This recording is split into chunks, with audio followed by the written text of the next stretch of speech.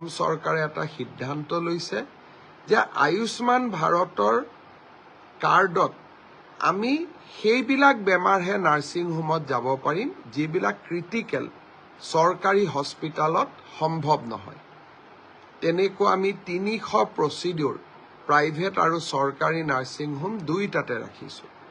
কিন্তু বাকি কামবিলাক আমি চৰকাৰী চিকিৎসালয়ত আমি কৰিম। আয়ুষ্মান ভাৰতৰ এতিয়াৰ পৰা সকলো প্ৰচিডিউৰ প্ৰাইভেট নাৰ্ছিং হোমত নাথাকিব, গুৰুতৰ অসুখবিলাকহে প্ৰাইভেট নাৰ্ছিং হোমত থাকিব।